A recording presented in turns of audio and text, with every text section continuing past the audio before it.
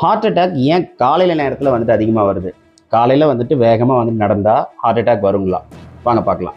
So heart attack ஏன் காலை நேரத்தில் வந்துட்டு அதிகமாக வருதுன்னா, நம்ம நைட்டு தூங்கிட்டு இருக்கும்போது நம்மளுடைய ஸ்ட்ரெஸ் ஹார்மோன்ஸ் ஆகிய அந்த கேட்டகாலமின், கார்டிசால் இதெல்லாம் வந்துட்டு கம்மியாக இருக்கும்.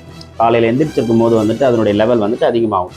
ஸோ ஹார்ட்டுடைய பீட் வந்துட்டு கொஞ்சம் அதிகமாகும். மயோகார்டியத்துக்கு வந்துட்டு ஆக்சிஜன் டிமாண்ட் வந்துட்டு அதிகமாகும்.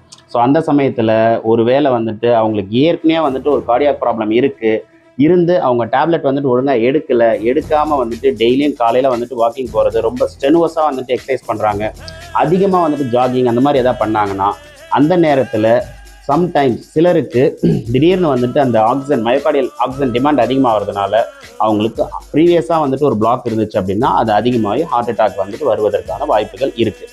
ஸோ கார்டியாக் பிரச்சனை, அதாவது ஹார்ட் பிரச்சனை இருக்கவங்க ஆல்ரெடி டேப்லெட் எடுத்துகிட்டு இருக்காங்கன்னா அந்த டேப்லெட் வந்துட்டு ரெகுலராக வந்துட்டு எடுங்க. டெய்லியும் காலையில் வந்துட்டு எக்ஸசைஸ் பண்ணுங்கள்.